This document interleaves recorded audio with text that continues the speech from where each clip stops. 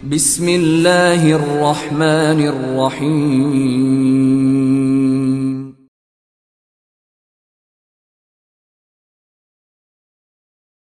बिस्मिल्लाहि वल्हम्दुलिल्लाहि वस्सलातु वस्सलामु अला रसूलिल्लाहि अम्मा बाद।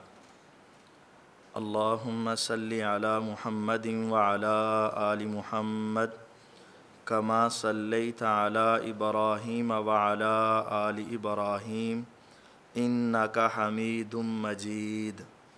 अल्लाहुम्मा बारिक अला मुहम्मदिन व अला आलि मुहम्मद कमा बारकता अला इब्राहीम व अला आलि इब्राहीम इन्नका हमीदुम मजीद।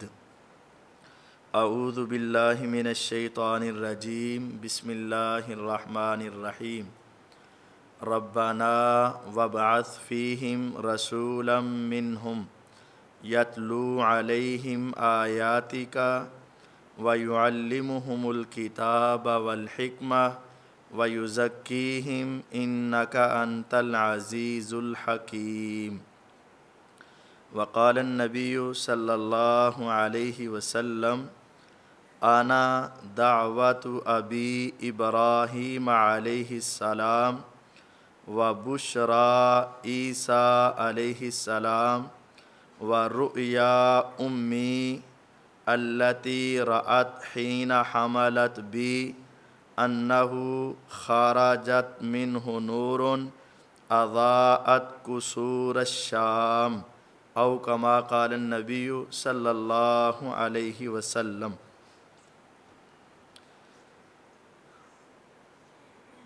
रबीउल अव्वल की इब्तिदा के साथ ही रसूलुल्लाह सल्लल्लाहु अलैहि वसल्लम की ज़ाते बाबरकात के तज़किरे शुरू हो जाते हैं। तो हमने भी मुनासिब समझा कि हम अपने प्यारे महबूब मुहम्मदुर रसूलुल्लाह सल्लल्लाहु अलैहि वसल्लम के तज़किरे करें। और इंसान जिसके साथ महब्बत करता है उसकी महब्बत ये तकादा करती है कि उसको उसके बारे में मालूमात हासिल हों। और पैगम्बर अलैहिस्सलाम चूँकि हमारे लिए बेहतरीन नमूना हैं तो वो नमूना भी उस वक़्त ही सही बन सकते हैं जब हमें उनके शब व रोज़ का इल्म हो। तो हम बड़े ही इख्तिसार के साथ इंशाअल्लाह 3 दिन के अंदर रसूल पाक सल्लल्लाहु अलैहि वसल्लम की हयात तय्यबा को बयान करेंगे। वैसे तो ये एक तफसीली उन्वान है, जितना भी आप इसको खोलते जाएंगे उतना ही ये तफसीली बनता जाएगा। हो सकता है कि कुछ वाक़यात आप अहबाब के इल्म में हों और हम बयान ना करें। उसकी 2 वजह हो सकती हैं। एक वजह ये हो सकती है कि वो वाक़या साबित नहीं होगा, इस वजह से हम बयान नहीं करते। और दूसरी वजह ये हो सकती है कि उसका कोई ख़ास सीरत के साथ ताल्लुक़ नहीं होगा, इस वजह से हम बयान नहीं करेंगे। तो हम इंशाअल्लाह जो मुस्तनद वाक़यात हैं, जो किताब व सुन्नत की सही सनद के साथ हमारे तक पहुँचे हैं, उनको बयान करने की कोशिश करेंगे। चूँकि ये लंबा उन्वान थोड़े वक़्त में बयान करना है, इस वजह से बात को बार बार शायद ना दोहराया जाए, इस वजह से आप अहबाब की तवज्जो भी ज़्यादा दरकार है। जो तालिब इल्म लिख सकते हैं उनके लिए बेहतर है कि वो लिखते जाएं ताकि बाद में भी उनके ये चीज़ें काम आ सकेंगी। अल्लाह ताला ने सैयदना इब्राहीम अलैहिस्सलातु वस्सलाम को 2 बेटे अता किए। बड़े बेटे का नाम था इस्माईल अलैहिस्सलाम। जब वो हुए तो ये एक फ़ितरी बात थी कि आपकी 2 बीवियाँ थी, एक बीवी से औलाद हो गई, बाद वाली बीवी से पहली से औलाद नहीं हुई तो फिर औरतों का आपस में थोड़ा सा इख्तिलाफ हुआ। तो अल्लाह ताला के हुक्म से इब्राहीम अलैहिस्सलाम दूसरी बीवी को साथ लेकर और उनके बेटे इस्माईल अलैहिस्सलाम को साथ लेकर बैतुल्ला के पास छोड़कर आ गए। अल्लाह ताला ने फिर दूसरी बीवी से भी एक बेटा दे दिया जिसका नाम इसहाक अलैहिस्सलाम था। अब उनके 2 बेटे हो गए। इब्राहीम अलैहिस्सलाम के बाद जितने नबी आए वो सारे इसहाक अलैहिस्सलाम की नस्ल से आए। इसहाक अलैहिस्सलाम के बेटे का नाम है याकूब, याकूब अलैहिस्सलाम। उनका लक़ब है इसराइल, और उनसे फिर आगे सारी नस्ल चली तो वो क्या बन गई? बनी इसराइल। याकूब अलैहिस्सलाम के बेटे हैं यूसुफ अलैहिस्सलाम, और उनके बेटे फिर आगे चलते चलते आए मूसा अलैहिस्सलाम। अल्लाह ताला ने उनको तौरात की नेमत अता की। उनके भाई हारून अलैहिस्सलाम भी नबी थे। फिर उससे आगे नस्ल चलती रही तो आए दाऊद अलैहिस्सलाम। उनको अल्लाह ताला ने ज़बूर की किताब अता की, और उनके बेटे सुलेमान अलैहिस्सलाम। फिर उनके बाद नबियों की नस्ल चलती चलती आखिर में आए सैयदना ईसा अलैहिस्सलाम। अल्लाह ताला ने उनको इंजील अता की। ये सारे नबी किस नस्ल से आए? इसहाक अलैहिस्सलाम, यानी बनी इसराइल से। दूसरी तरफ इस्माईल अलैहिस्सलाम का नसब नामा तो चल रहा था, लेकिन औलाद में कोई नबी नहीं था। आखिर में एक ही नबी अलैहिस्सलाम आए जो सारे नबियों के इमाम और सरदार बन गए। वो थे मुहम्मदुर रसूलुल्लाह सल्लल्लाहु अलैहि वसल्लम। इब्राहीम अलैहिस्सलाम के बाद जितने नबी आए ना, सारे इनकी नस्ल से आए। इस वजह से इब्राहीम अलैहिस्सलाम को जद्दुल अंबिया भी कहते हैं। अब हमारे नबी पाक सल्लल्लाहु अलैहि वसल्लम का नसब नामा नबूवत वाला तो नहीं है, लेकिन नसब नामा बहुत आला और बड़ा महफूज है। आज आप देखें दुनिया में कोई बादशाह, कोई बड़ा इंसान, उसकी 2-3 पुश्तों के बाद उसका ऊपर से नसबनामा गायब हो जाता है। मौजूद तो था लेकिन याद नहीं रहता। और अक्सरियत को आप पूछ लेंगे आज भी, आपके परदादा का क्या नाम है तो नहीं आएगा, परदादा के परदादा का क्या नाम है तो नहीं याद होगा, पता नहीं कैसे थे। लेकिन हमारे नबी अलैहिस्सलातु वस्सलाम का बुखारी के अंदर जो नसबनामा है वो इस तरह है: मुहम्मद सल्लल्लाहु अलैहि वसल्लम बिन अब्दुल्ला बिन अब्दुल मुत्तलिब बिन हाशिम बिन अब्द मनाफ बिन कुसई बिन किलाब बिन मुर्रा बिन काब बिन लुआई बिन गालिब बिन फिहर बिन मालिक बिन नज़र बिन केनाना बिन खुजैमा बिन मुदरिका बिन इलियास बिन मुज़र बिन निज़ार बिन माद बिन अदनान। ये बुखारी के अंदर आपकी इतनी नस्लों का तज़करा मौजूद है। ये सही सनद से है।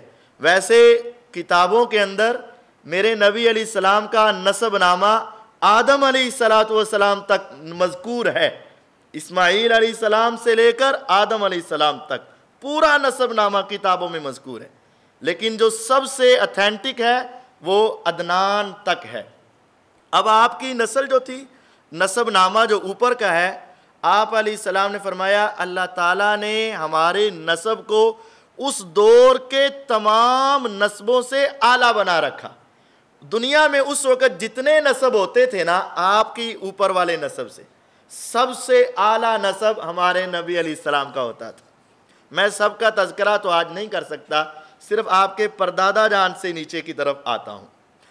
परदादा का असल नाम अमर था, मोहम्मद बिन अब्दुल्ला बिन अब्दुल मुत्तलिब बिन हाशिम। ये जो हाशिम है ना, हाशिम, इनका असल नाम अमर था। आपने सुना होगा हाशमी, बनु हाशिम, तो ये इनकी तरफ निस्बत है। लेकिन हाशिम ये उनका असल नाम नहीं है, उनका असल नाम अमर था। तो फिर हाशिम क्यों कहते हैं? हाशिम का माना होता है तोड़ने वाला। तो ये उस वक़्त जब दुनिया के अंदर कोई रेस्टोरेंट नहीं होते थे, खाने पीने की जगह नहीं होती थी। आज आप उम्रे हज के लिए जाते हैं, अल्लाह ताला सबको ले जाए, तो पैकेज लेकर जाते हैं रहाइश का, फिर वहाँ होटल्स हैं। अगर आप तसव्वुर करें आप जाएं और खाने की जगह ही कोई ना हो तो कितनी मुश्किल पेश आएगी। पैसे भी जेब में हो लेकिन खाना कहाँ से लूँ, कहाँ पकाऊँ, कैसे खाऊँ, क्या करूँ।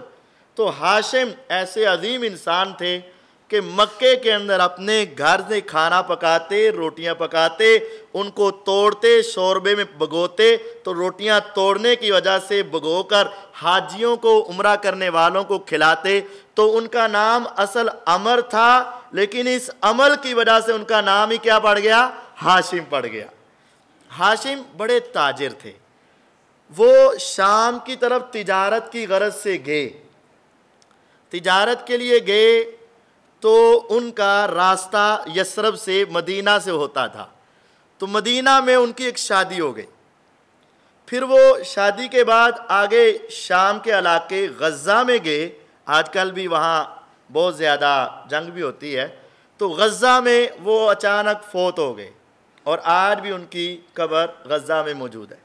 हाशिम शादी करके वहाँ चले गए। पीछे से इनका एक बेटा पैदा हुआ, यानी बेटा यतीम हुआ। नबी अलैहिस्सलाम के परदादा भी क्या पैदा हुए? यतीम पैदा हुए।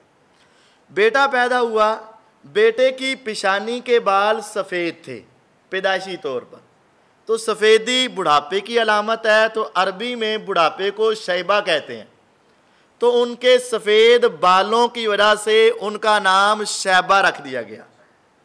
सफ़ेद बालों की वजह से उनका नाम, आपने नाम सुना होगा अब्दुल मुत्तलिब का। अब्दुल मुत्तलिब आपके दादा हैं, उनका असल नाम क्या है? शैबा। शैबा, शीन ज़बर या शैबा, शैबा, उसको शैबा बोल देते, शैबा नाम है। जब शैबा हुए 7 साल के, शैबा हुए 7 साल के, तो वो हाशिम के एक भाई थे मुत्तलिब। उनको पता चला कि मेरा भाई रास्ते में मदीने में उनका निकाह हुआ था, फिर वो शाम में फोत हो गए। तो उनका एक बेटा है मदीने में, उसका नाम शैबा है। तो मुत्तलिब वहाँ गए और उस शैबा को अपने साथ बिठाकर मक्का में ले आए। मक्का में जब आए ना, तो अरब का आम दस्तूर ये था कि बच्चों को सवारी के आगे बिठाते थे और ग़ुलामों को पीछे बिठाया करते थे। पता नहीं क्या वजह बनी, इत्तिफाक ऐसा हुआ कि उन्होंने इस शैबा को अपने पीछे बिठाया हुआ था। तो लोगों ने कहा कि मुत्तलिब का क्या आ गया है? ग़ुलाम। ग़ुलाम को अरबी में क्या कहते हैं? अबद। तो वो क्या बन गए? अब्दुल मुत्तलिब। असल नाम शैबा था, लेकिन वो अब्दुल मुत्तलिब के नाम से मशहूर हो गए। तो आपके परदादा का नाम अमर था, तो पढ़ क्या गया? हाशिम, उनके अच्छे अमल की वजह से। फिर उनके आपके दादा का नाम शैबा था, तो वो क्या बन गए? अब्दुल मुत्तलिब। अब्दुल मुत्तलिब के मदीना मक्का में आ गए, वहाँ वो सरदार बन गए। उन्होंने अल्लाह ताला से एक मन्नत मान ली, या रब ताला अगर तू मुझे 10 बेटे देगा ना, तो 10वां तेरे नाम पे कुर्बान कर दूंगा। ये एक मन्नत मान ली कि 10वां तेरे नाम पे ज़बह कर दूंगा, ये मन्नत मान। लेकिन जब वो 10वां बेटा पैदा हुआ, तो फिर बेटा तो बेटा ही होता है, औलाद औलाद होती है। अब वो उस बेटे को ज़बह ना कर पाए और उसका नाम रखा अब्दुल्ला। उसका नाम रखा। अब अब्दुल्ला को कैसे वो ज़बह कर सकते थे? उसे क्या पता था कि इनके आगे कौन पैदा होने हैं? मोहम्मद सल्लल्लाहु अलैहि वसल्लम। तो वो फिर उन्होंने लोगों से पूछा, उलमा जो उस वक़्त के थे, जो लोगों को मसाइल बताते थे, तो अब क्या करूं? मन्नत भी माननी है, लेकिन मैं अपना बेटा अपने हाथ से ज़बह नहीं करना चाहता। उन्होंने कहा कि 100 ऊँट खून बहा दे दो, 100 ऊँट खून बहा दे दो। तो उन्होंने 100 ऊँट अल्लाह के रास्ते में कुर्बान कर दिए और आप अब्दुल्ला को उन्होंने छोड़ दिया।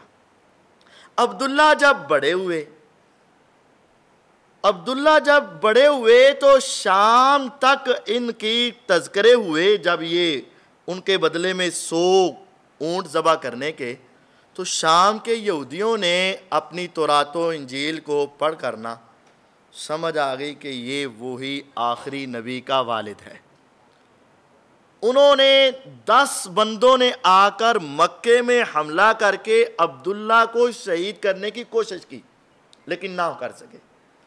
फिर उनके 70 राहिब आए और वो मक्के से बाहर एक जगह पे पड़ाव डाल के बैठ गए कि अगर अब्दुल्ला बाहर आएंगे ना तो जनाब अब्दुल्ला को हम कत्ल कर देंगे। वो एक मर्तबा शिकार की गरज से बाहर गए तो 70 आदमियों ने उनको घेर लिया। 70 आदमियों ने जब घेरा तो दूर खड़ा एक शख्स था जिसका नाम वहब था। वो देख रहा है कि एक को 70 आदमियों ने घेरा है और वो कत्ल करने का इरादा रखते हैं, लेकिन ऐसी गैबी मदद आती है कि वो अकेला 70 से बच के निकल जाता है। तो उसने समझा ये आम आदमी नहीं है, ये ख़ास आदमी है। उसने अपने घर वालों से जाके बात की और अपनी बेटी का रिश्ता अब्दुल्ला के साथ कर दिया। वो जो देखने वाला था वो रसूलुल्लाह सल्लल्लाहु अलैहि वसल्लम के नाना जान थे, उनका नाम वहब था। वहब ने अपनी बेटी का निकाह, आमिना का निकाह अब्दुल्ला के साथ कर दिया। अब्दुल्ला भी तिजारत करते थे तो वो भी मदीना से शाम की तरफ गए, फिर वापस आए और मदीना में हुजूर अलैहिस्सलातु वस्सलाम के पैदा होने से 2 माह पहले अचानक हार्ट अटैक हुआ और इस दुनिया से चले गए। अब्दुल्ला भी फौत हो गए।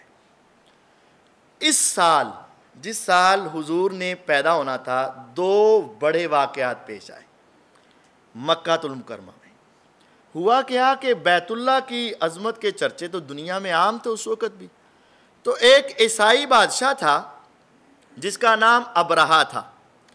उसने यमन के अंदर अपना एक खूबसूरत चर्च बनाया, कलीसा बनाया, और वो चाहता था कि दुनिया यहाँ भी आए, यहाँ चक्कर लगाए, अल्लाह ताला की इबादत करे और हमारे मुल्क में भी तिजारत हो। दुनिया आया जाएगी तो तिजारत होगी। तो एक शख्स जिसको बैतुल्ला से मोहब्बत थी, उसने जाकर उसके कलीसे में गंदगी कर दी, यानी पखाना कर दिया। अब उसको बड़ा गुस्सा आया। अब उसने कहा मैं मुसलमानों का ये घर रहने नहीं दूंगा। उसने बड़ी ताकतवर फौज ली और उसने हाथी लिए और वो लेकर मक्के की तुबर चढ़ दौड़ा। ये भी एक तफसीली वाक़या कि वहाँ अब्दुल मुत्तलिब सरदार के ऊँट चर रहे थे, उसने ऊँट पकड़ लिए। सरदार अब्दुल मुत्तलिब ने जाकर पहले कहा कि आप बैतुल्ला पे चढ़ाई ना करो, जितना आपने कोई जिजिया फिदिया जो कुछ लेना जुर्माना लेना है ले लो, लेकिन बैतुल्ला के ऊपर चढ़ाई ना। फिर उन्होंने कहा चलो ऐसा करो कि मेरे ये ऊँट है तेरे पास, यही दे दो। उसने कहा बड़ा अजीब आदमी है, जिस घर की रखवाली जिसको तुम अल्लाह का घर कहते हो उसके लिए तूने फ़ौरन ही मान गया, ठीक है नहीं तो ना सही, और अपने ऊँट मांग रहा है, तुझे ऊँटों की ज़्यादा फिक्र है। उन्होंने कहा कि मुझे यकीन है कि मैं तो तुम्हारा मुकाबला नहीं कर सकता, मेरे ऊँट तो दो ना वापस, मैं मिनतरला कर लेता हूँ। तो उधर जाओगे तो तुम जानो तो उसका मालिक जाने, तुम जाओ वो खुद ही देख लेगा। उसने कहा चलो ऊँट ले लो, फिर मैं देख लेता हूँ। वो तकब्बुर में था। वो अपने ऊँट लेकर वापस आए, बीवी बच्चों को औरतों को कहा कि आप सब इस इलाके से निकल आओ, अब यहाँ अदाब आने वाला है। तो मिना के करीब एक इलाका है मुहस्सर, वहाँ वो ठहरा हुआ था अबरहा। तो फिर अल्लाह ताला की वो कुदरत की निशानी आई, अलम तरा कैफ फ़अल रब्बुका बिअस्हाबिल फ़ील अलम यजअल कैदहुम फ़ी तज़लील व अरसल अलैहिम तैरन अबाबील तरमीहिम बिहिजारतिम मिन सिज्जील फजअलहुम कअस्फ़िम माकूल। वो छोटे छोटे परिंदे आए, चूंचों में, अपने पाँव में, अपने हाथों में लिए छोटे छोटे कैंकर, बड़े बड़े हाथियों पे गिराए तो वो बम बन के गिरे, वो सारे तबाह बर्बाद होकर रह गए।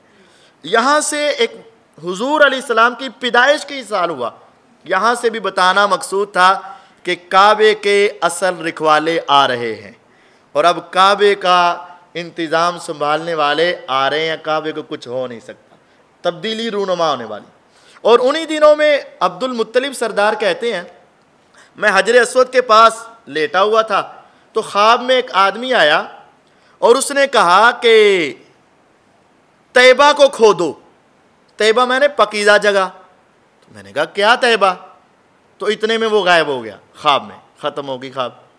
अगले दिन सोया तो फिर कहा गया कि बर्रा को खोदो, बर्रा की खुदाई करो। मैंने कहा क्या बर्रा? तो बंदा फिर वो गायब हो गया। तीसरे दिन फिर आया, चौथे दिन फिर ख्वाब में आया तो उसने मुझे पूरी निशानी बताई। चूंटियों का एक झुंड है, कव्वे की टांगे पड़ी हुई हैं, उसके बच्चे हैं, फला फला, वो सारी निशानी बताई। वहाँ एक जमजम का कुआं है, उसे खोदो। मैं सुबह उठा, सरदार अब्दुल मुत्तलिब कहते, मैं सुबह सुबह उठा तो मैं जाके उसकी खुदाई करने लगा। जब थोड़ी सी खुदाई की तो कुछ असरात नज़र आए। मैंने अल्लाह अकबर कहा तो कुरैश वाले आ गए, कहने लगे जी हमारा भी इसमें हिस्सा है। मैंने कहा तुम्हारा क्या हिस्सा है? ये तो कुआं मेरा है, मुझे ख्वाब में आया। उन्होंने कहा नहीं जी हमारा है। आपस में झगड़ा हो गया।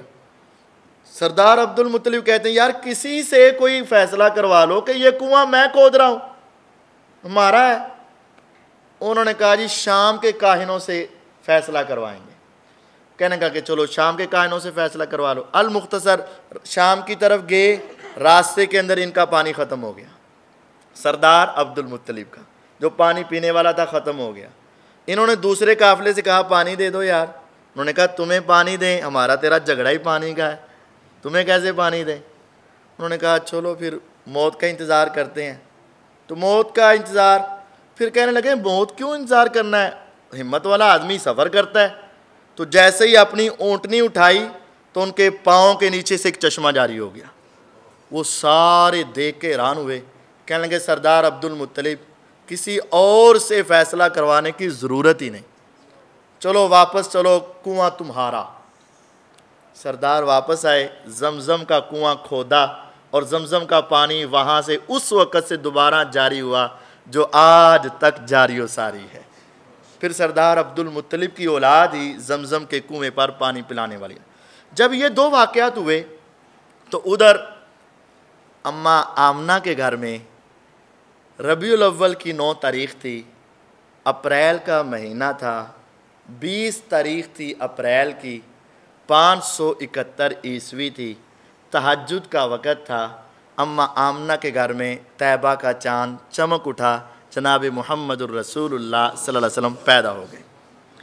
पैगम्बर अलैहिस्सलाम जब पैदा हुए तो अरब का दस्तूर था कि उनकी नशोनुमा के लिए, उनके रिज़ात के लिए, अच्छी तरबियत के लिए, अरबी सही सिखाने के लिए। आप पंजाबी हैं ना, तो हमारे इलाके में ठेठ पंजाबी नहीं होती, हालांकि हम पंजाबी हैं। ठेठ पंजाबी देहातों में या बड़े दूर के इलाकों में, इसी तरह असल अरबी भी देहातों में होती थी उस वक्त।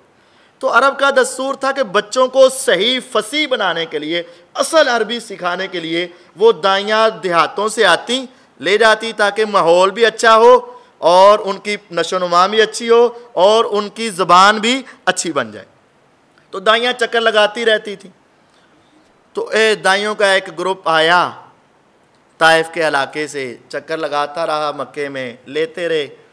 तो इस यतीम को देखकर कोई नहीं पकड़ता था कि इसका वालिद नहीं है, हमें क्या मिलेगा। यतीमों को दुनिया के एतबार से तो क्या होते हैं, धक्के होते हैं।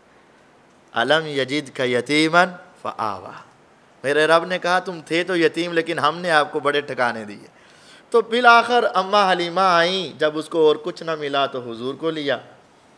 जैसे ही हुजूर अलैहिस्सलाम को लिया, अपनी सवारी पे बिठाया, वो सवारी जो सबसे पीछे रहती थी अब सबसे आगे जाने लगी। उनके तो भाग जाग उठे। फिर वो अपने इलाके में पहुंची तो ये हदीस में भी है कि उनके घर में अल्लाह की रहमतों और बरकतों की बरसात शुरू हो गई। उनके जानवर जब चरने के लिए जाते, शाम को वापस आते, हवाने भरे होते, दूध भरा होता, कूखें बाहर होती, और सैर होके खा के आते। और दूसरे महल्ले वाले अपने गुलामों को मारते डांटते, अरे तुम्हारी बकरियां नहीं सैर होती, रजती नहीं है, उनके देखो तुम कहाँ चराते हो। हम भी वहीं चराते हैं लेकिन पता नहीं क्या है, हलीमा की बकरियों को सारा घास मिलता रहता है, हमारी बकरियों को मिलता ही नहीं है। तो अल्लाह ताला ने बड़ी रहमतें और बरकतें दी। हुजूर अलैहिस्सलातु वस्सलाम ना 5 साल उधर ही तरबियत और नशोनुमा पाते रहे। 5वें साल आप ना बचपन में ही अपने भाइयों के साथ, जो रज़ाई भाई थे ना, उधर और भी बच्चे परवरिश पाते थे, तो उनके साथ बकरियां चराने के लिए बाहर चले जाते। तो जब 5वां साल था, बकरियां चराने के लिए गए, दोपहर को भूख लगी ना, तो अपने भाई जो साथ वाला था उसे कहा जाओ अम्मी से खाना लेकर आओ। भाई ने देखा कि मेरे भाई को भूख लगी है, वो खाना लेने गया, कहा कि बकरियों का ज़रा ध्यान रखना। कहा ठीक है। 5 साल के थे। तो कहते हैं हुजूर अलैहिस्सलाम ने खुद फरमाया कि आसमान से ना दो परिंदे थे जो सितारों की तरह चमक रहे थे, तो वो आहिस्ता आहिस्ता आहिस्ता आहिस्ता आहिस्ता मेरे करीब आ गए, नीचे आके इंसान बन गए। तो वो एक कहता है हुआ हुआ ये वही है? उसने कहा हाँ ये वही है।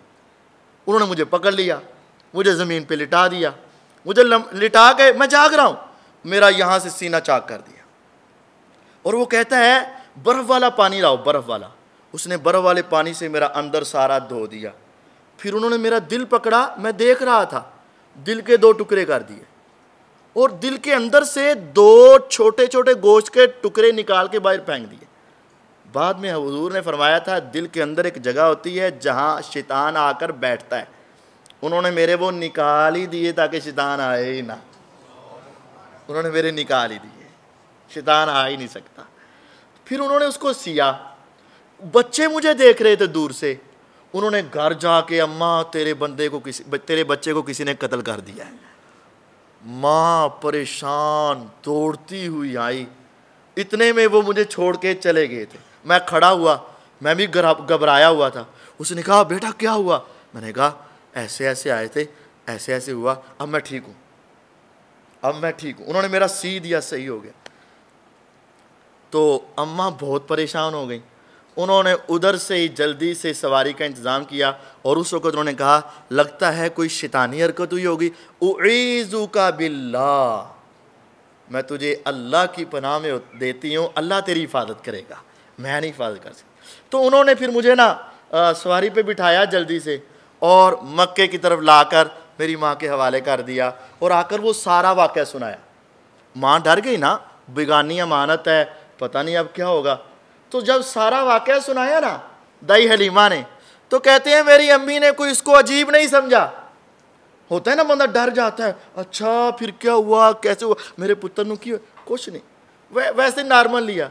और वो मेरी अम्मी ने बता दिया तूने आज देखा है, मैं इसके अनवार उस वक़्त से देख रही हूँ जब तक ये मेरे पेट में था, मैं तो इसके अनवार पहले से देख रही हूँ। फिर आपने फरमाया, मुस्तदरक हाकिम की रिवायत है, मेरी अम्मी कहा करती थी जब बेटा तुम मेरे पेट में थे मैंने देखा कि मेरे अंदर से एक ऐसा नूर निकला है जिसने यहाँ से लेकर शाम तक के सारे महल्लात को रोशन करके रख दिया।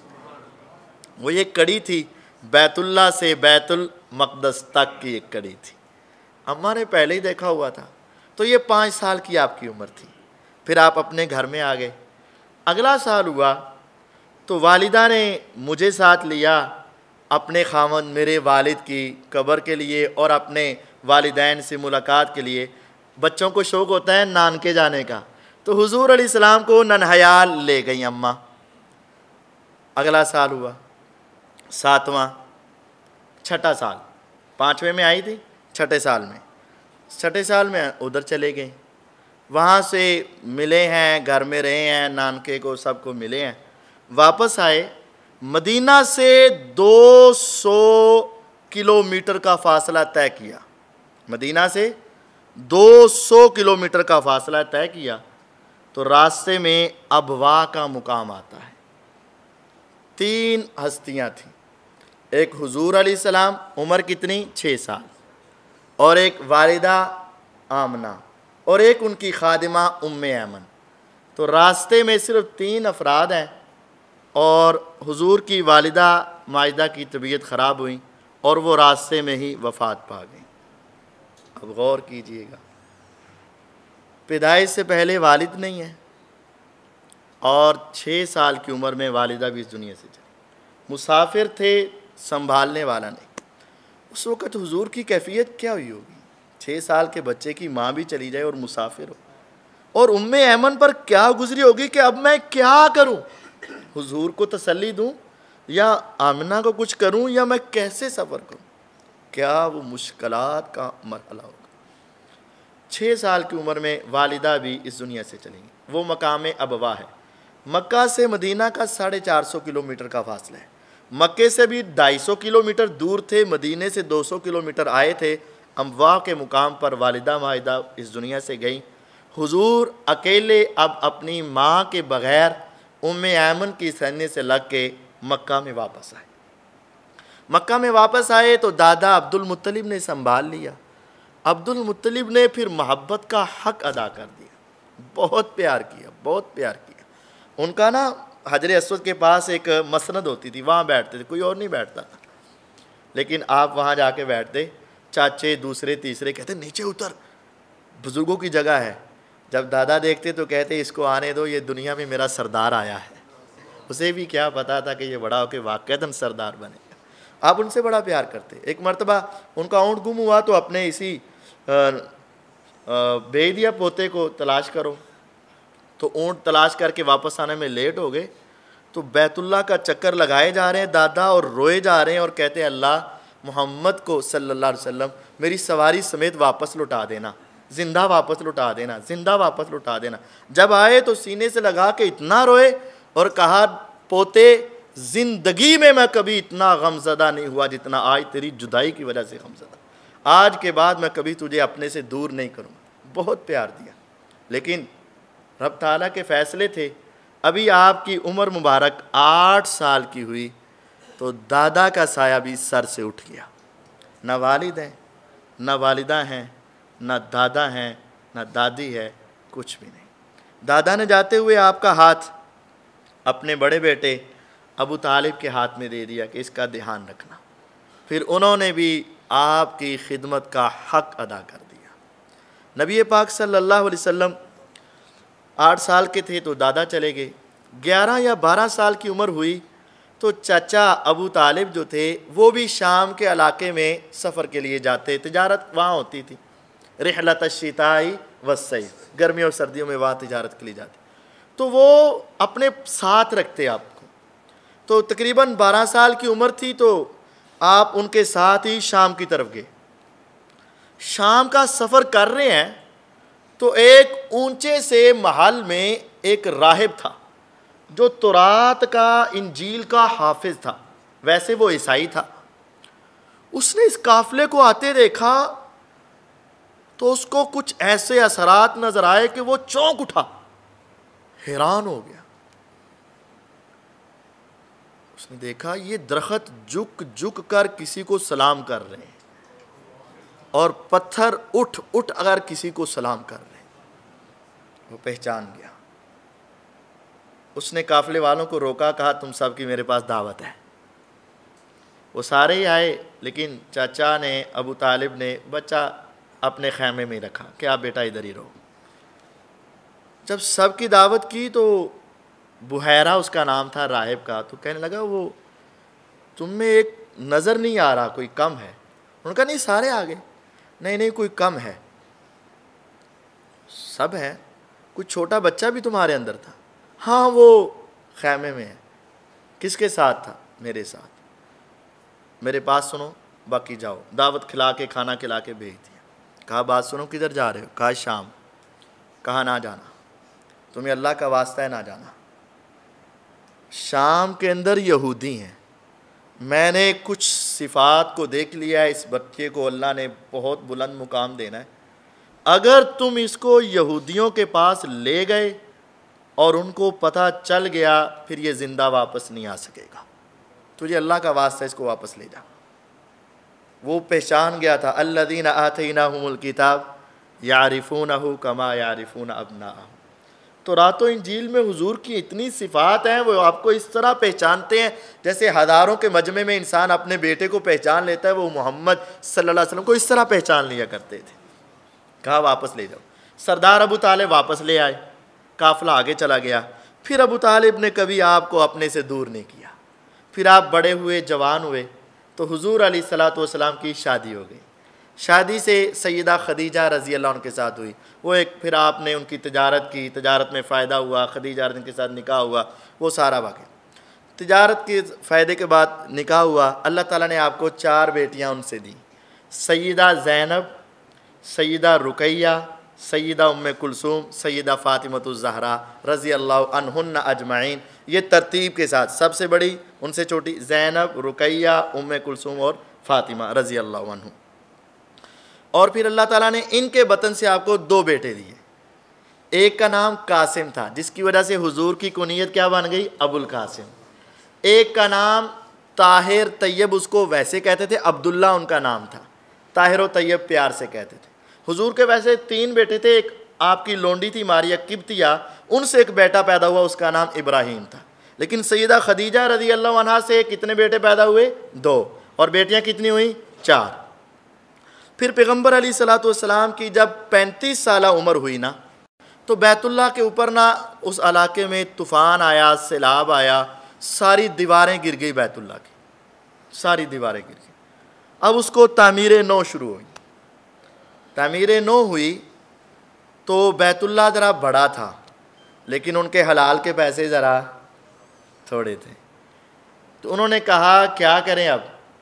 उन्होंने कहा कि हराम का पैसा नहीं लगाना, चाहे बैतुल्लाह को छोटा कर दें।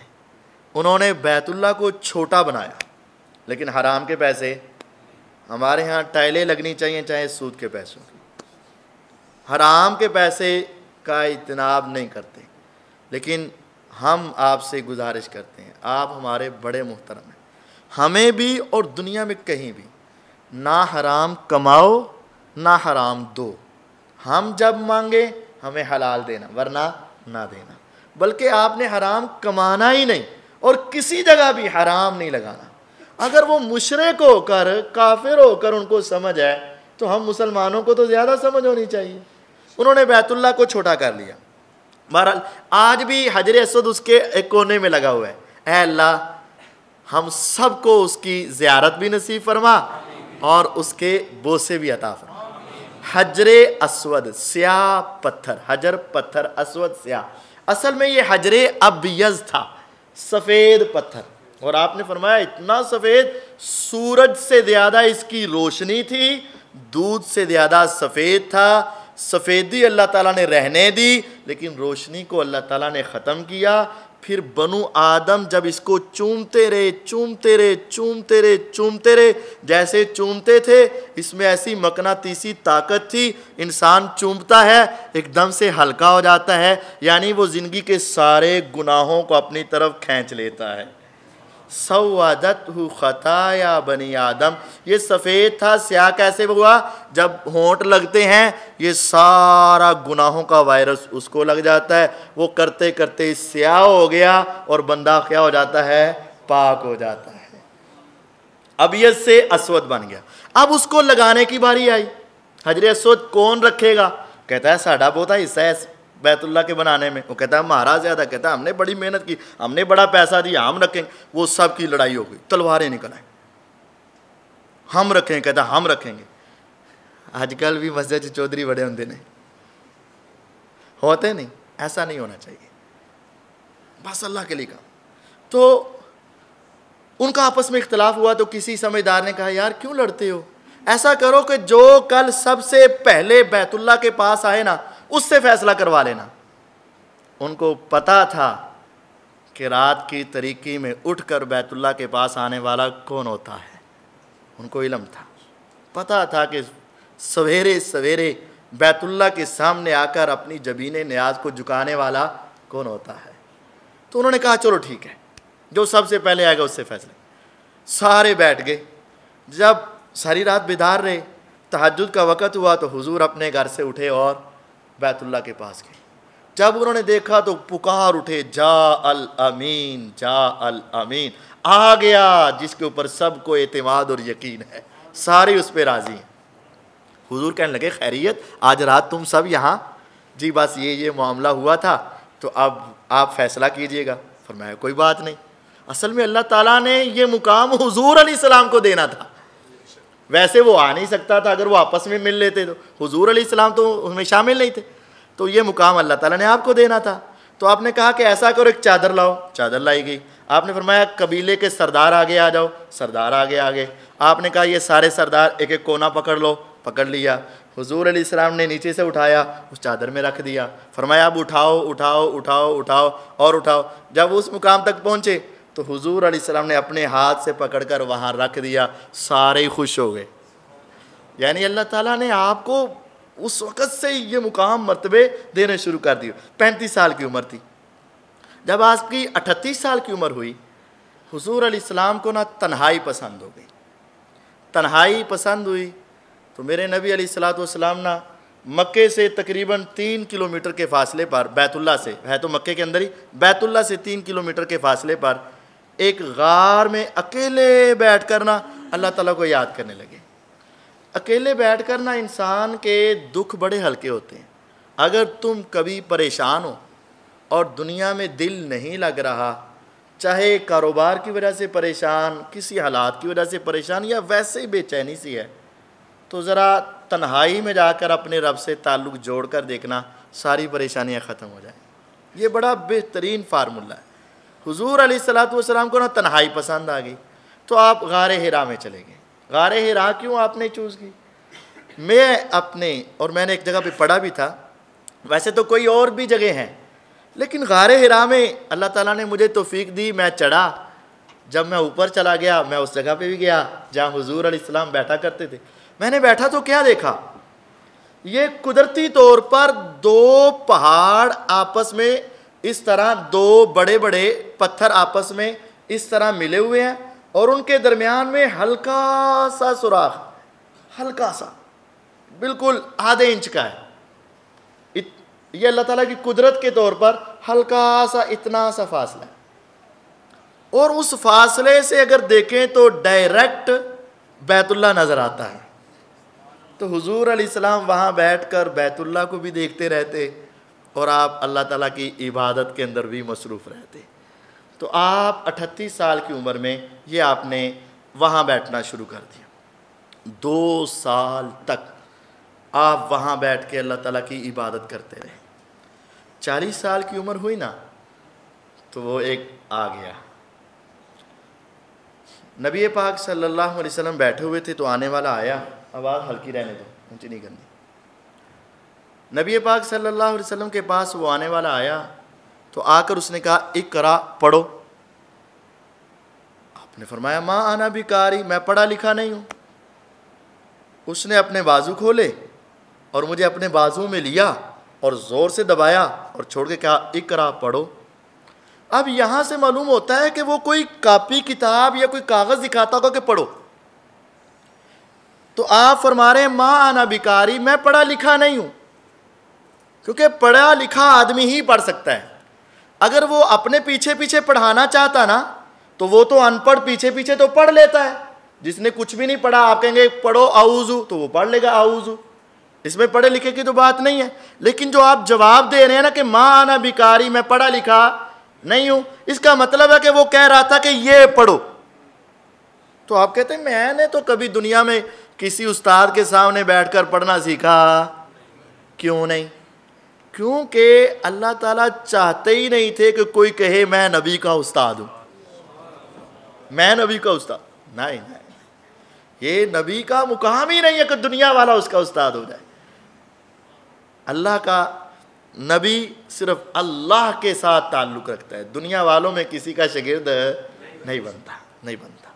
तो आपने कहा, माँ आना बिकारी, मैं पढ़ा लिखा नहीं हूँ। उसने फिर अपने बाजू खोले और ज़ोर से मुझे सीने से लगाया, हत्ता कि मुझे उसकी तकलीफ महसूस हुई, और छोड़ के कहने लगा, इक़रा बिस्मि रब्बिकल्लज़ी खलक़।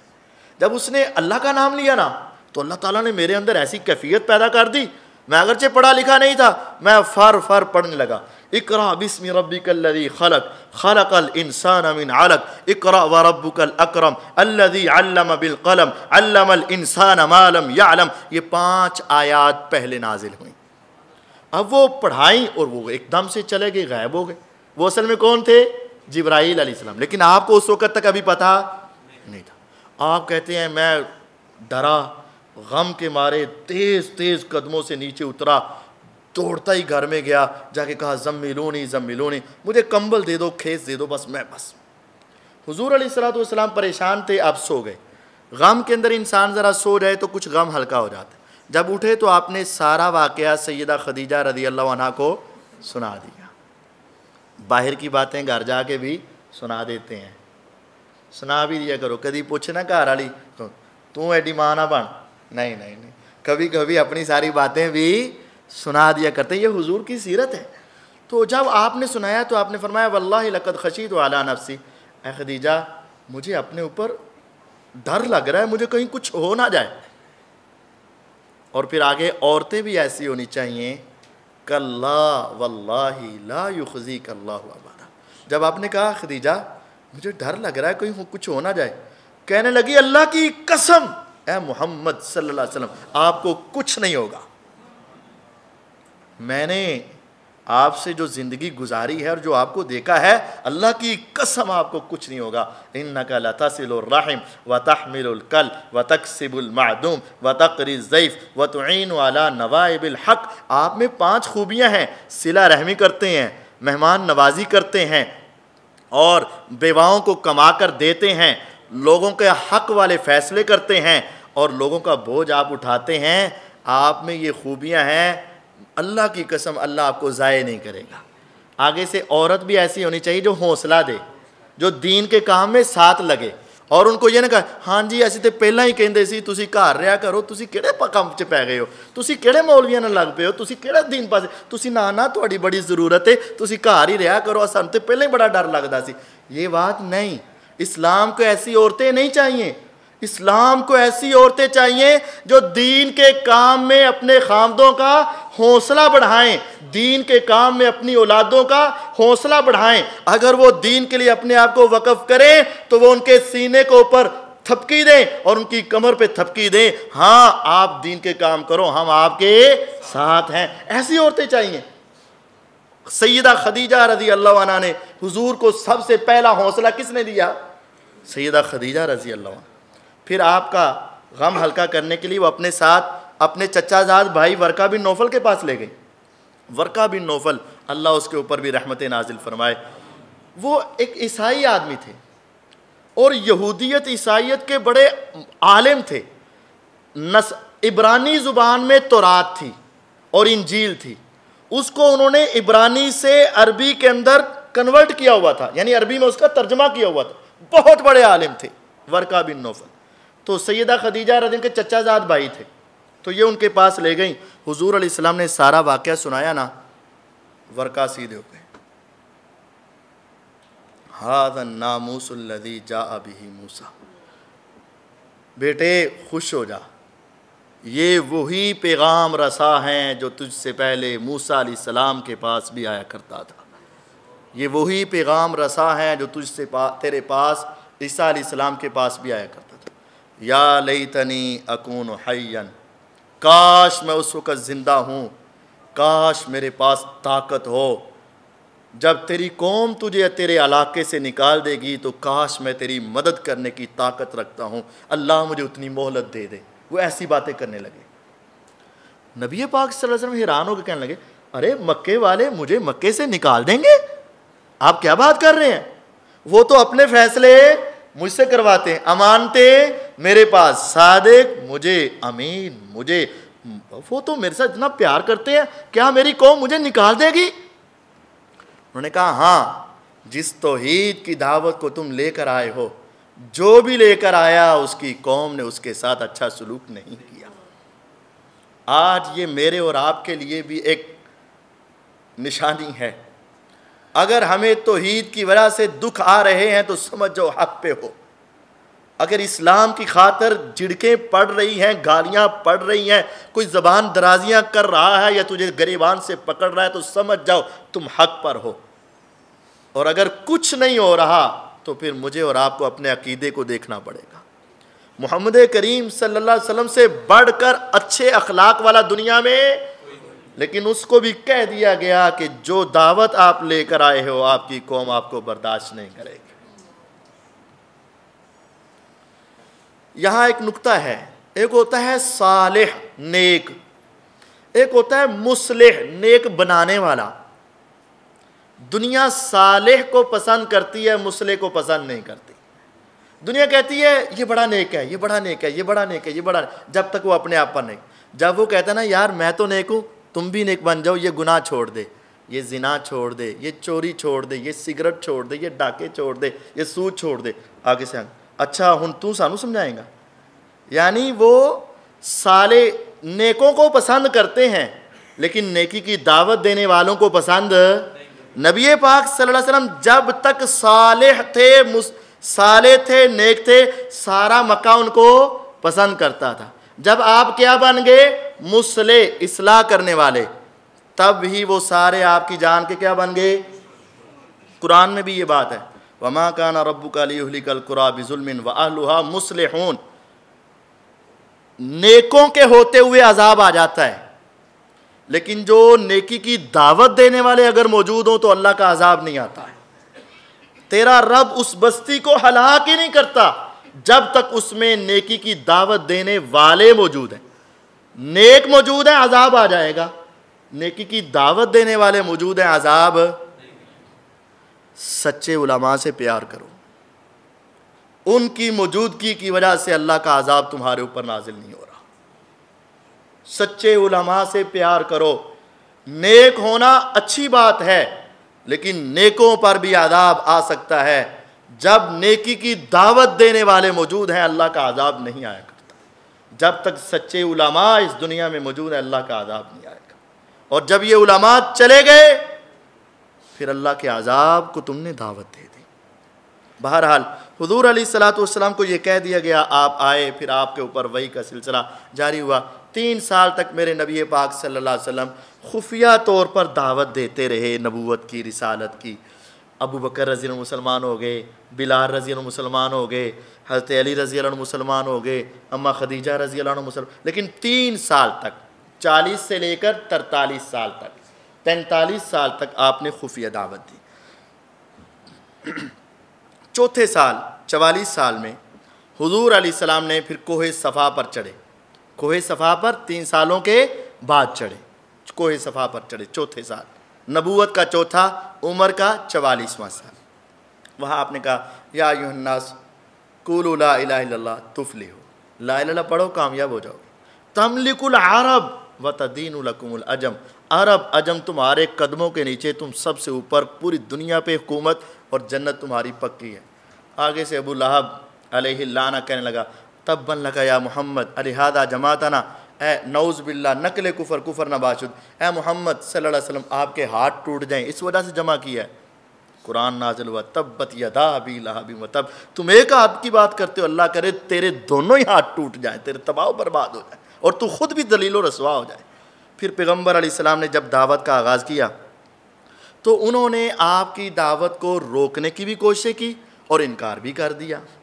आपकी दावत को रोकने के लिए उन्होंने कई एक अंदाज़ अपनाए। पहले तो ये था कि आप कुरान पढ़ते इसकी तासीर होती।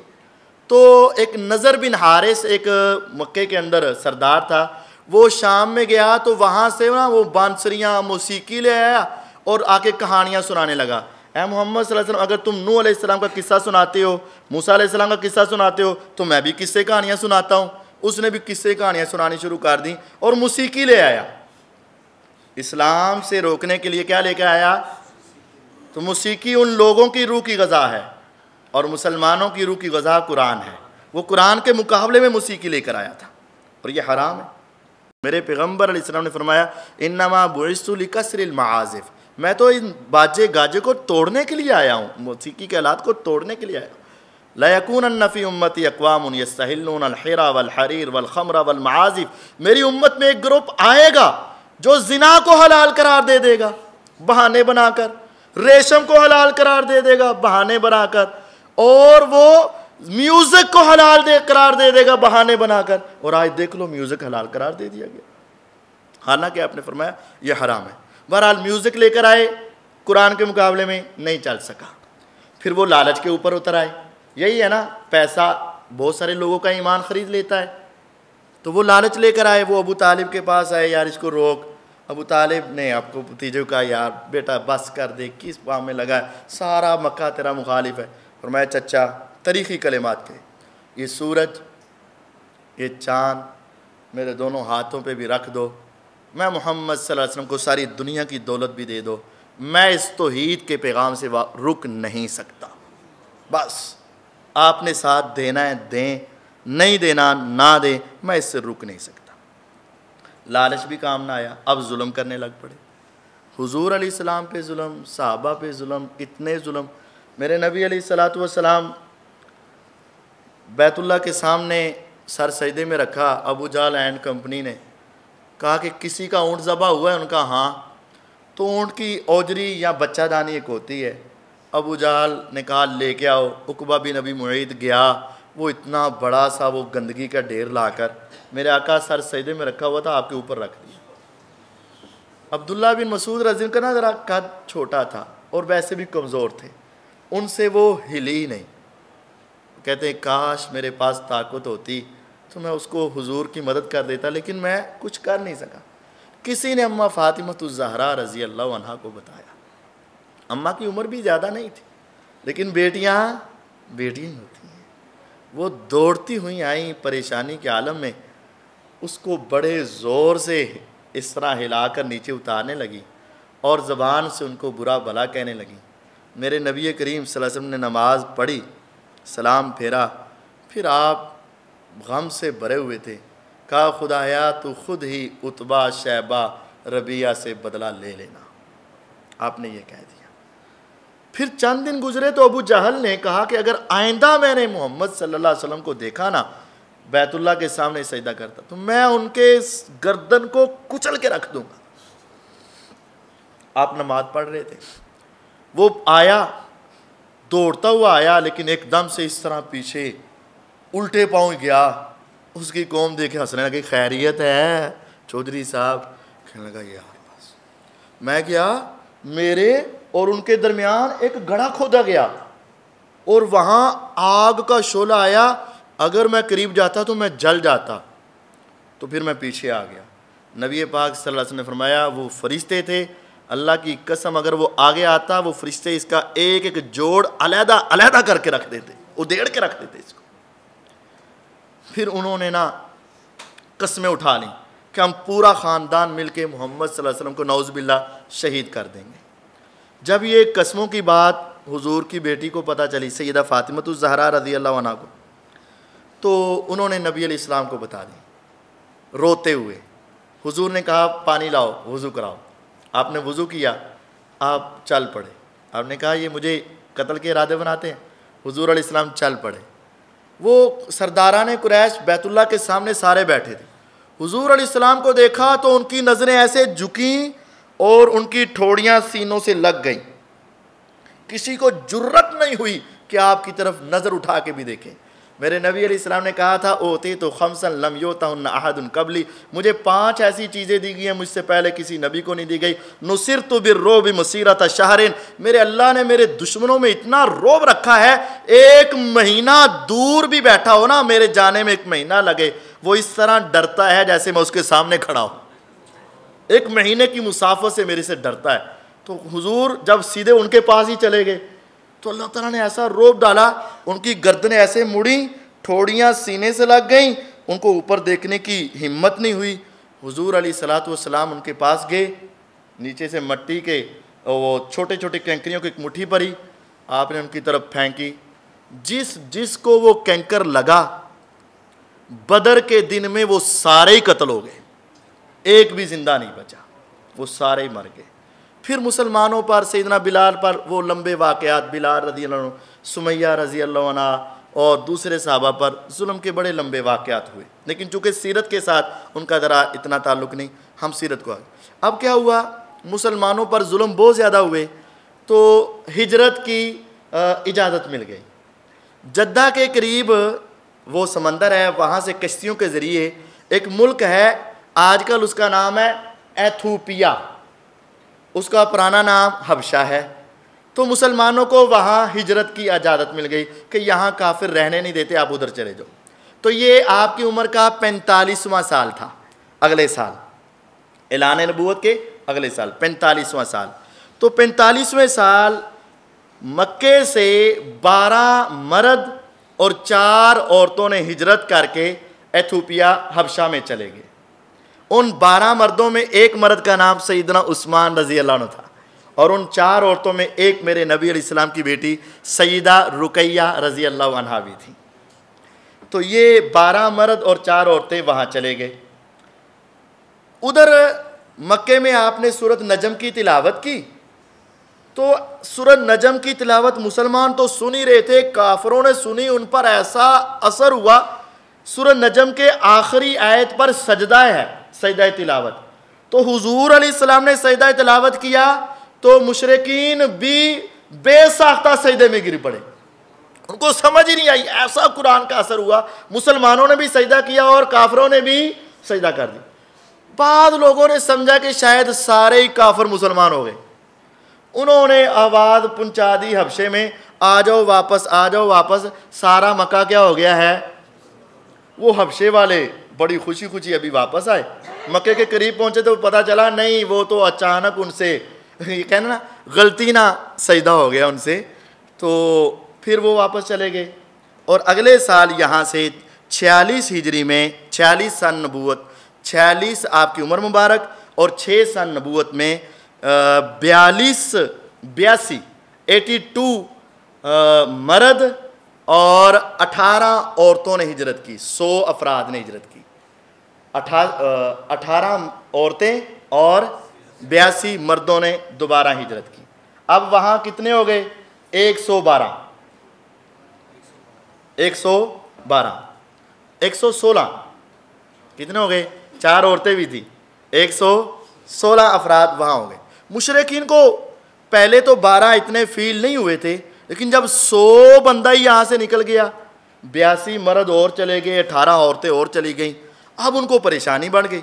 अब उन्होंने अपना एक वफद भेजा हबशा के बादशाह के पास, बड़े तोहफे ताइफ देकर कि इनको वापस भेजो और बड़ी बातें सुनाकर।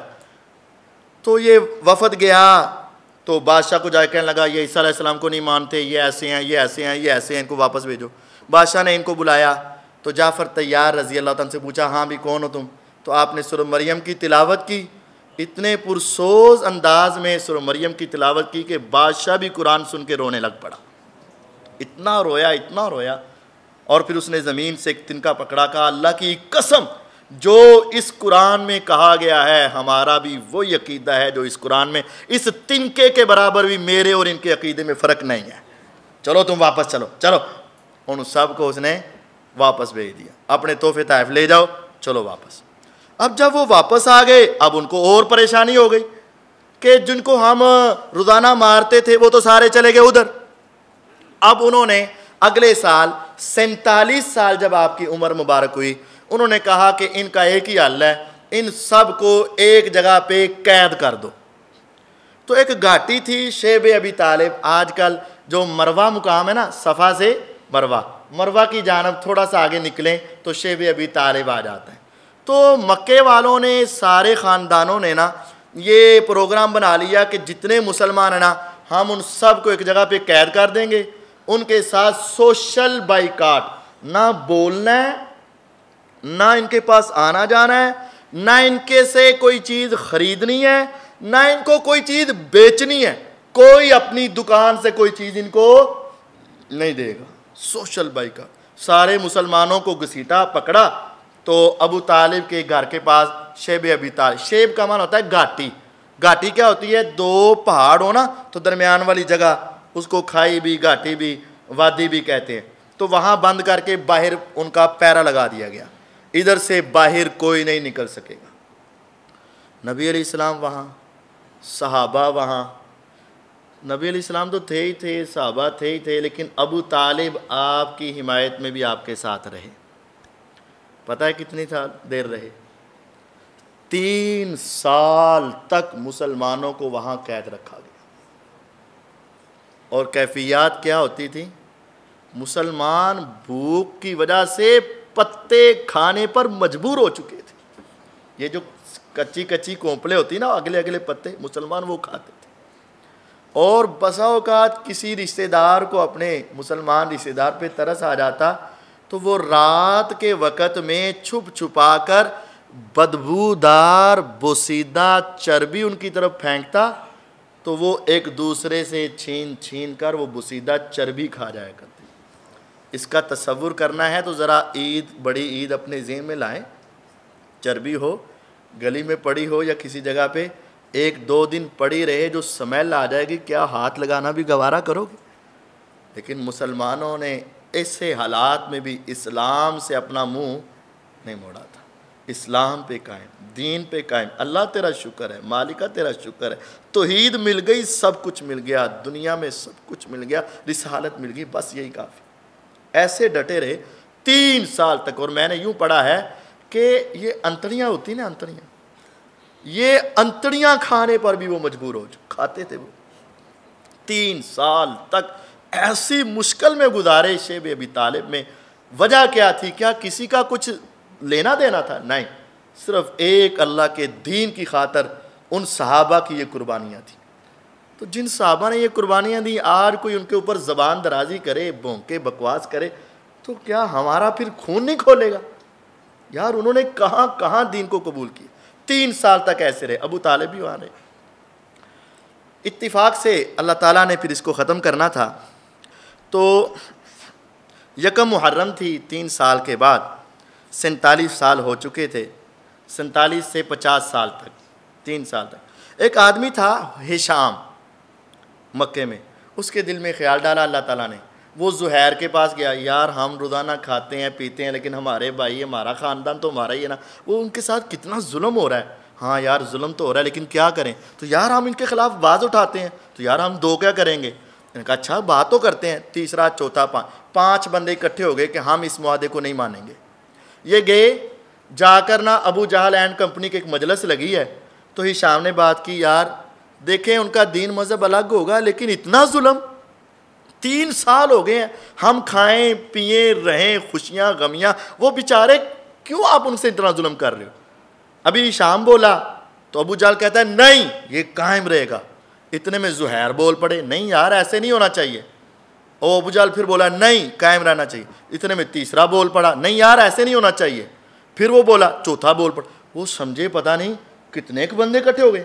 अभी ये बहस जारी थी तो हुजूर अलैहिस्सलाम ने उधर से अबू तालिब को भेजा कि जाओ उनको जाके बता दो कि मुआहदा ख़त्म हो चुका है। वो आपका जो मुआहदा था वो सारा, वो उन्होंने मुआहदा लिख कर ना बैतुल्ला की दीवार के साथ लटकाया हुआ था। आपने फरमाया जाओ उनको जाके बता दो कि वो मुआहदा ख़त्म हो चुका है। तो आए बहस कर रहे थे, तो अबू तालिब उधर गए। अबू तालिब आप? हाँ मैं तुम्हें बताने आया हूँ, मेरा भतीजा मोहम्मद सल्लल्लाहु अलैहि वसल्लम कहता है जो तुमने लिख के लगाया था वो ख़त्म हो गया। कैसे ख़त्म हो सकता है? कहा जाके देख लो बैतुल्ला की दीवार को, उन कौन ख़त्म कर सकता है? वो अभी अपनी बात छोड़ के दौड़े दौड़े आए, क्या देखा कि सारे मुआहदे के कागज़ को दीमक ने चाट लिया है, सवाए वो लफ्ज़ जहाँ मेरे अल्लाह का नाम लिखा था वो कायम था, बाकी सारा मुआहदा दीमक ने चाट लिया हुआ था, ख़त्म हो गया हुआ था, लिखा ही ख़त्म हो गया।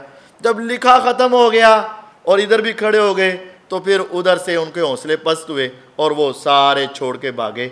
और मुसलमान 3 साल की कैद बामुशक्क़त के बाद बाहर आए। तो उम्र मुबारक आपकी कितनी हो गई? 50 साल। नबूवत के कितने साल हो गए? 10 साल। एक गम से नजात मिली तो इससे बड़ा गम आप पे आ गया। अभी रजब का महीना था तो आपकी सबसे ज़्यादा बाहर मदद करने वाले आपके चचा अबू तालिब अचानक वफ़ात पा गए। अबू तालिब की बड़ी सपोर्ट थी आपको, अचानक वफ़ात पा। अभी रजब के महीने में अबू तालिब वफ़ात पाए, रजब, शाबान और अगले महीने में 1 महीने के वक्फे के बाद रमज़ान में आपकी सबसे ज़्यादा गम गुसार बीवी सैयदा खदीजा रज़ी अल्लाह अन्हा भी इस दुनिया से चली गई। आपके 2 बड़े सहारे, एक बाहर का सहारा और एक अंदर का सहारा, दोनों इस दुनिया से चले। मेरे हुजूर बहुत रोए और आपने कहा कि ये मेरा बड़े गम का साल है, बड़े गम का साल। खदीजा रज़ी अल्लाह को आप बड़ा याद करते थे, आप बहुत याद करते थे, आप उनकी सारी ज़िंदगी नहीं भूल पाए। और साहबा कहते हैं नबी अलैहिस्सलाम ने ऐसे लाइन खींची, 4 लाइनें खींची। हमने पूछा हुजूर ये क्या? फरमाया रूए ज़मीन में सबसे आला औरतें 4 हैं, एक मेरी बीवी खदीजा, एक आसिया जो फ़िरौन की बीवी थी, एक मरियम अलैहिस्सलाम और एक और उन्होंने नाम लिया। ये 4 बीवियाँ रूए ज़मीन की सबसे आला औरतें थी। मेरे नबी अलैहिस्सलाम उनको बहुत याद रखते थे। आपकी जब ये बीवियाँ और आपका चचा फोत हुए ना, आप बहुत परेशान हुए।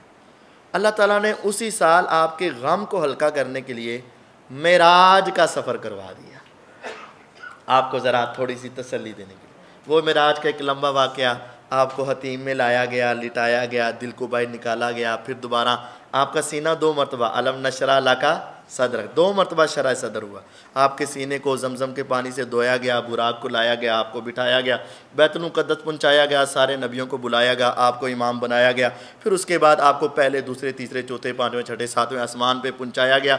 7वें आसमान से आगे था बैतुल मामूर और सिदरतुल मुंतहा। नबियों से मुलाकात करते करते आप वहाँ गए। बैतुल मामूर पे आपने देखा इब्राहीम अलैहिस्सलाम को, और इब्राहीम अलैहिस्सलाम के पास गए ना, तो फिर आपको 3 प्याले पेश किए गए, एक दूध का, एक शराब का और एक शहद का। आपको 3 प्याले दिए। आपने दूध का प्याला पिया। जब आपने पिया ना, तो जिब्राईल अलैहिस्सलाम कहने लगे आपकी रहनुमाई कर दी गई। अगर आप शराब ले लेते ना तो आपकी उम्मत गुमराह हो जानी थी। पेश तीनों किए गए, दूध, शराब और शहद। पीते आप, उम्मत क्यों गुमराह होनी थी? आपको 3 प्याले दिए गए, कहा गया अगर आप शराब ले लेते तो किसने गुमराह होना था? पीते आप, उम्मत क्यों गुमराह होनी थी? असल ये है, उस्ताद का असर शागिर्दों पे आता है और उलमा का असर अवाम पे आता है। अगर अवाम ठीक नहीं है तो इसमें एक बड़ी वजह उलमा ठीक नहीं है। अगर शागिर्द ठीक नहीं है तो एक बड़ी वजह उस्ताद ठीक नहीं है। उस्ताद अच्छा होगा तो शागिर्द अच्छे होंगे। आप उम्मत के उस्ताद थे, नबी थे, आलिम थे, तो बड़ों का असर छोटों पे होता है। बीते आप तो असर किन पे आना था? छोटों पे आना। इब्राहीम अलैहिस्सलाम ने कहा कि अपनी उम्मत को हिजामे का कहना दुनिया का सबसे बेहतरीन इलाज क्या है? हिजामा, लेकिन करवाना किसी समझदार से, स्पेशलिस्ट से, आम से नहीं। फिर आप अल्लाह ताला के पास गए, 70,000 नूर के पर्दों के पीछे आपका कलाम हुआ, अल्लाह ताला से गुफ्तगू हुई, डायरेक्ट कलाम हुआ, लेकिन देखा नहीं। रोज़े क़यामत देखेंगे। ऐ अल्लाह हम सब को भी अपने हुजूर का और अपना दीदार नसीब फरमा। अल्लाहुम्मा इन्ना नस्अलुका लज़्ज़तन नज़री इला वजहिक व शौक़ा इला लिक़ाइक। खुदाया अपने चेहरे को देखने की जो लज्जत है ना, वो हम सब को अता फरमा, हम सब को। तो अल्लाह ताला से आपकी मुलाकात हुई, लेकिन नूर के पर्दे थे। तो वहाँ अल्लाह ताला ने आपको 3 तोहफे दिए। कितने तोहफे? 3। कौन कौन से? एक 50 नमाजों का, दूसरा सूरह बकरा की आखिरी 2 आयतें, तीसरा फरमाया आपकी उम्मत में से जो शख्स तौहीद पर फोत हुआ, शिरक ना करता हुआ, कितना भी बड़ा गुनाहगार क्यों ना हो, रब ताला का वादा है अल्लाह उसको ज़रूर मुआफ़ फरमा देगा, उसके सारे गुनाह मुआफ़ कर देगा। तो ये 3 तोहफे लेकर आप वापस आए, आपको थोड़ा सा तसल्ली मिली। लेकिन अब आपकी वहाँ ना आपको सहारा देने वाले चचा तो इस दुनिया से चले गए, काफरों ने आपको ज़्यादा तंग करना शुरू कर दिया। अब 51 साल की जब उम्र हुई तो आपने मक्का को छोड़कर ताइफ का सफ़र किया। ताइफ मक्का से कितना है? 90 किलोमीटर का फासला मेरे आका ने पैदल तय किया। 90 किलोमीटर का फासला मेरे हुजूर अलैहिस्सलाम ने पैदल तय किया। आप थे और आपके साथ आपके ग़ुलाम ज़ैद बिन हारिसा रज़ी अल्लाह अन्हु, 2 आदमी थे। 90 किलोमीटर का फासला सिर्फ दीन की खातर, इस्लाम की खातर, आगे पहुँचाने की खातर। आज हम क्या करते हैं? क्या हम दीन आगे पहुँचाते हैं? मानदा मने, नहीं मानदा ना मने, मैनू की लगे। नहीं, आपने इस इस्लाम को आगे पहुँचाने के लिए कोई कसर नहीं छोड़ी। 90 किलोमीटर का फासला मेरे आका पैदल चल के गए, और आपके हाथ रेशम से ज़्यादा नरम थे, पाँव भी नरम थे। आपका जिस्म कस्तूरी की खुशबू आया करती थी। दुनिया के सबसे अजीम इंसान, लेकिन सवारी नहीं थी आपके पास, दुनिया नहीं थी आपके पास, पैदल चल के गए। किनाना बिन अब्दे यलील वहाँ का सरदार था, दावत दी ना माने, दूसरों को दावत दी ना माने। 10 दिन तक आप वहाँ ताइफ के अंदर रहे, 10 दिन तक। शवाल के महीने में आप गए थे, 10 दिन तक आप वहाँ रहे, एक बंदा भी मुसलमान नहीं हुआ। 10 दिन की दावत से एक बंदा भी मुसलमान, तो क्या मेरे नबी अलैहिस्सलाम नाकाम हो गए? हमारे यहाँ नहीं ये सोच होती है उसके फॉलोअर बहुत ज़्यादा हैं वो कामयाब है, इसके फॉलोअर बड़े कम है, कोई शय नहीं। हमारे यहाँ ये एक सोच डेवलप हो गई। सबसे पहले देखते हैं नेट पर इसके देखने वाले कितने हैं, ज़्यादा है कामयाब है, कम है नाकाम। नहीं, ये नहीं। अगर आप ये मेयार बनाओगे तो फिर नबी पाक सल्लल्लाहु अलैहि वसल्लम 10 दिन रहे और एक बंदा भी नहीं माना तो क्या कहेंगे?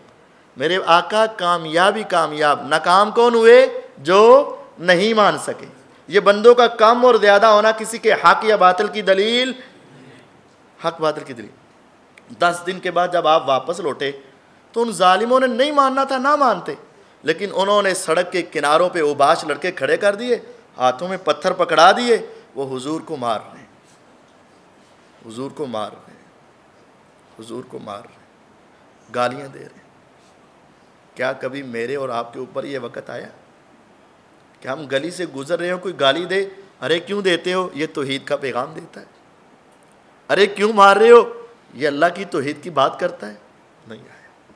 आज हम कहते हैं हमने दीन के लिए बहुत कुछ किया, अरे क्या किया? कभी तेरे गिरेबान को किसी ने पकड़ा है? नहीं पकड़ा। मेरे नबी से सच्ची ज़बान किसी की नहीं थी, मेरे आका से मीठी ज़बान किसी की नहीं थी, लेकिन हुजूर को इतना मारा, इतना मारा, इतना मारा। आप कहते हैं मेरा जिस्म का खून निकला, बहते बहते पाँव में पहुंचा, जूती के तलवे के साथ पाँव चिपक गए और मैं बेहोश होकर ज़मीन पर गिर पड़ा। अरे क्यों मारते हो? ये हमारे बुतों को छोड़ने की बात करता है, अल्लाह की वहदानियत की बात करता है। आप कहते हैं मैं करनु सालिम में था, मुझे होश आया तो ज़ैद बिन हारिसा ने उठाकर सामने एक बाग में मुझे पहुंचा दिया। आसमान से फरिश्ता आया, जिब्राईल अलैहिस्सलाम आया, ए मोहम्मद सल्लल्लाहु अलैहि वसल्लम, ये मेरे साथ मीकाईल है। मीकाईल अलैहिस्सलाम ने सलाम किया, कहा ये पहाड़ों का फरिश्ता है। ए मोहम्मद सल्लल्लाहु अलैहि वसल्लम, ज़रा इजाज़त दीजिए हम इन दोनों पहाड़ों को उठा के इनको कुचल के रख दें, पीस के रख दें इन जालिमों को। आपने इतने गम और इतना दुख सहने के बाद भी क्या कहा? हाथ उठे, निगाह उठी, लब हिले तो यूँ कहने लगे, अल्लाहुम्मा हदी कौमी फ़इन्नहुम ला यअलमून। मालिका इनको हिदायत दे दे, इनको पता नहीं कि मैं कौन हूँ और मैं इनके लिए क्या फ़ायदे सोच रहा हूँ। ये नबियों का हौसला था, ये नबियों की हिम्मत थी। आज ये हौसला हमारे अंदर भी होना चाहिए। मेरा रिश्तेदार गाली दे दे तो यार सब्र करना, तो तौहीद की खातिर खा रहा है, इस्लाम की खातिर खा रहा है, दीन की खातिर। अगर नहीं पढ़ी तो तेरा दीन सही नहीं है, अगर पढ़ रही है तो खुश हो जा कि तेरा दीन ईमान मजबूत है। ये लेनी चाहिए। इस्लाम बताओ, खाओ गालियाँ, ये काम आएंगी तुम्हारे। मेरे आका ने दुआ कर दी, और दुआ ऐसी कर दी कि आज अगर इस खित्ते में तुम मुसलमान हो तो पैगंबर की दुआ की वजह से हो। पता है, आपने अगर कह देते अल्लाह इनको हलाक कर दे तो सारे हलाक हो जाते। आपने हलाकत की दुआ, फिर उसी कबीले से लोग मुसलमान हुए, आपने हिदायत की दुआ की। उनमें से एक नौजवान सिपा सलार जिसका नाम मोहम्मद बिन कासिम राहिमहुल्लाह था, वो उठा और सिंध के इलाके में आया, राजा दहर से टक्कर ली, इस्लाम इस खित्ते में आया। उनके ज़रिए से इस्लाम सिंध में आया, सिंध से पूरे हिंद में आया, हिंद से आप मुसलमान हुए और आपसे हम मुसलमान हुए। हमारे इस्लाम के पीछे कौन है? मोहम्मद बिन कासिम। और मोहम्मद बिन कासिम से पीछे किसकी दुआ है? जनाब मुहम्मदुर रसूलुल्लाह सल्लल्लाहु अलैहि वसल्लम की दुआ है। अगर वो सारी कौम उस वक़्त तबाह हो जाती तो तुम कैसे मुसलमान हो? ये उनके दीन की दावत। मेरे आका कहते हैं मैं उस बाग में था तो उस बाग वाले को ना मेरे ऊपर तरस आ गया, मेरी इस कैफियत को देख था तो वो काफिर ही, लेकिन उसको मेरे ऊपर तरस आया। उसने अपने ग़ुलाम को ना एक अंगूरों का गुच्छा दिया प्लेट में, तो मेरी तरफ ले आया। मैं थका था, भूखा भी था, तो मैंने बिस्मिल्लाह पढ़ के खाना चाहा। तो हैरान हूँ, महादल कलाम, ओए ये क्या पढ़ रहे हो? कहा बिस्मिल्लाह। कहने लगा मैंने तो पहले कभी सुना ही नहीं। आपने फरमाया तुम कौन हो? कहता है अद्दास। किधर से आए हो? कहा नैनवा बस्ती अराक के इलाके से। ओ नैनवा से, तो फिर तो तुम मेरे भाई के इलाके से आए हो। आपका भाई उधर? हाँ, उधर यूनुस अलैहिस्सलाम थे ना नैनवा बस्ती में। हाँ, तो वो नबी और मैं भी नबी, हम नबी नबी आपस में भाई। अच्छा, आप अल्लाह के नबी हैं? हाँ, मैं अल्लाह का नबी। आप वाक़तन अल्लाह के रसूल हैं? हाँ मैं अल्लाह के रसूल। जिसकी किस्मत जाग उठे। 10 दिन तक उनको कहते रहे, कोई ना माना। ये ग़ुलाम अंगूर देने आया, इस्लाम और जन्नत लेके वापस लौट गया। उधर ही उसने कलमा पढ़ा, अशहदु अन्नका रसूलुल्लाह सल्लल्लाहु अलैहि वसल्लम, मैं गवाही देता हूँ अल्लाह के सिवा कोई नहीं और मोहम्मद सल्लल्लाहु अलैहि वसल्लम आप अल्लाह के रसूल हैं। आपने उसको अपने सीने से लगाया, फिर आप वहाँ से उठे, दोबारा मक्के की तरफ आए। सिर्फ 2-4 मिनट में अपनी बात समेटता हूँ, थक तो नहीं गए ना? बस जल्दी समेट लेता हूँ। मक्के में आए तो मक्के वालों ने अब आपको मक्के में दाखिल ना होने दिया कि जाओ ताइफ में जाओ, निकल गए थे ना, अब नहीं बढ़ने देंगे। आप परेशान हो गए, आप बाहरी 1-2 रातें रहे तो मेरे रब ताला ने कहा, हुजूर आप परेशान क्यों होते हैं? रात को जब आप फजर की नमाज, अगले दिन फजर की नमाज के लिए आप और ज़ैद बिन हारिसा खड़े हुए, आपने तिलावत की, पीछे जिन्न आ गए, सारे जिन्नों की जमात आ गई। उन्होंने जब आपका कुरान सुना, इन्नहु इस्तमा नफरुम मिनल जिन फ़क़ालू इन्ना समेना कुरानन अजबा, कुरान इतना अजीब, इतना हैरान कुन, वो जिन्नों की सारी जमात ही मुसलमान हो गई। ए मोहम्मद सल्लल्लाहु अलैहि वसल्लम, ये तो लोगों के नसीब की बात है। 10 दिन आप उनके सामने जाएं, वो पत्थर मार के वापस भेज दें। वो खुद अंगूर देने आए तो इस्लाम लेके चला जाए। आप फजर की नमाज़ पढ़ाएं, जिन आए तो सारे ही मुसलमान हो जाए। जिन्नों की सारी बस्ती मुसलमान हो गई। फिर आपको मुतइम बिन अदी ने पनाह दी और आप फिर मक्के में चले गए। मक्के में आप गए हैं तो थोड़ी देर ही आप रहे। अब आप ना एलानिया दावत नहीं देते थे, तो आपने हज के मौसम में रातों को छुप छुप करना दावत देनी चाहिए। तो आपकी जब ज़िंदगी का अगला साल 51वां साल आया ना, तो आपने रात को लोगों को दावत दी। तो आपकी दावत पर मदीने के 5 लोग मुसलमान, 6 लोग मुसलमान हो गए। आपकी दावत पर मिना के अंदर कितने लोग मुसलमान हो गए? 6। अगला साल फिर हज का मौका आया, आप मिना की रातें रात के पिछले पैर में उठ के छुप छुप के जाते और लोगों को दावत देते। तो अगले साल इन 6 में से एक वापस उधर मदीने रह गया, 5 दोबारा हज के लिए आए और 7 नए मुसलमान भी आए। तो 7 5 12 अफराद ने इस मरतबा दोबारा मुसलमान हुए और आपके साथ बैत की। इसको बैत होता है कि हम आपकी बात मानेंगे, और अकबा कहते हैं घाटी को। आप घाटी के पीछे छुप कर उनसे बैत लेते थे। तो ये 52वें साल 12 अफराद ने आपके हाथ पर बैत की, उनमें से 5 पिछले और 7 नए थे। अगले साल फिर आप जब गए तो 75 अफराद उतनी देर तक मदीने में मुसलमान हो चुके थे। वो सारे आए, आपके हाथ पर बैत की। 72 उनमें से मर्द थे और 3 उनमें औरतें थीं। आपने उनके साथ बैत की। बैत लेने के बाद फिर हज़रत अब्बास रज़ी अल्लाह तआला ने कहा, जो उस वक़्त थे तो गैर मुस्लिम ही, लेकिन हुजूर का वो साथ देते थे, वो कहने लगे अगर हम हुजूर को आपके पास भेज दें तो आप ख्याल रखोगे? उन्होंने कहा रखेंगे। वो सारी बातें तय हुई, लेकिन हुजूर अलैहिस्सलाम को अभी हिजरत का हुक्म नहीं हुआ था। इंशाअल्लाह कल ये 53 साल ज़िंदगी हो गई। कल से हिजरत और हिजरत के बाद के वाक़यात इंशाअल्लाह बयान करेंगे। अल्लाह ताला मुझे और आपको पैगम्बर अलैहिस्सलातु वस्सलाम की सीरत को सही तौर पर समझने, उसके मुताबिक अपनी ज़िंदगियाँ और उस तरह की तड़प पैदा करने की तौफ़ीक़ अता फ़रमाए। व आखिरु दावाना अनिल हम्दुलिल्लाहि रब्बिल आलमीन।